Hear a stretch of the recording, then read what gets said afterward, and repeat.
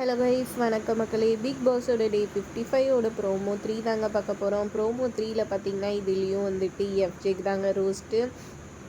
என்னங்க என்ன பண்ணீங்க நீங்கள் அப்படின்னு சொல்லி கேட்க, இல்லை நான் கன்ஃபியூஸ் ஆகிட்டேன், இதெல்லாம் உங்கள் ஃப்ரெண்ட்ஸ் கூட உட்காந்து பேசிகிட்டு இருப்பீங்களா, அப்போ இந்த மாதிரியெல்லாம் பேசுங்க, என்கிட்ட எல்லாம் சொல்லாதீங்க இந்த மாதிரியெல்லாம் அப்படின்னு சொல்லிட்டு சொன்னாங்க. அவங்க சமைக்கிறதுக்கு ஆள் பத்தில் ஹெல்ப் வேணும்னு சொல்லி கேட்கும் போதும் ஒன்றும் கண்டுக்கல. அடுத்ததான் அவங்க வந்துட்டு இந்த லெட்டர் பிரச்சனை வந்து கதறிட்டு இருக்கிறாங்க, அப்பயும் ஒன்றும் கண்டுக்கல. என்ன தான் பண்ணிட்டு இருந்தீங்க நீங்கள் அப்படின்னு சொல்லி கேட்க, சாண்ட்ரா அவங்கக்கிட்ட என்ன சொன்னார் அவர் அப்படின்னு சொல்லி கேட்க, சாண்ட்ரா உண்மையை சொல்லிடுறாங்க. எனக்கு கையெல்லாம் அவ்வளோ ஒன்றும் அடிப்படல, சும்மா பார்வை வேலை வாங்கிறதுக்காக தான் இப்படி பண்ணுறேன் அப்படின்ற மாதிரி சொன்னாருன்னு சொல்கிறாங்க. அதை கேட்டவுடனே பாரு ஷாக்காகி போயிடுறாங்க.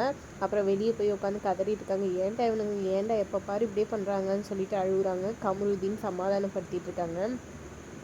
ஆக மொத்தம் இன்றைக்கி ரோஸ்ட்டு வந்துட்டு கண்டிப்பாக எஃப்ஜே தாங்க. உண்மையிலே அது தேவைதாங்க. எஃப்ஜே மட்டும் இல்லை, கனி, விக்ரம் இவங்க எல்லாருக்குமே ரோஸ் கிடைக்கணும்னு தான் நான் நினைக்கிறேன். ஏன்னா வந்துட்டு பாரு கஷ்டப்படுறாங்கன்னு எல்லாருக்கும் தெரிஞ்சே வந்துட்டு வேணும்னே எல்லாருமே பண்ணாங்க. ஸோ எல்லாருக்கும் ஈக்குவலான ரோஸ் கிடைக்கணும்னு தான் எனக்கு தோணுது. அதில் பெரிய பங்கு எஃப்ஜேக்குன்னு தான் சொல்லணும். நீங்கள் என்ன நினைக்கிறீங்கன்னு மறக்காமல் கமெண்ட் பண்ணுங்கள். வீடியோ பிடிச்சிருந்தா லைக் பண்ணிக்கோங்க.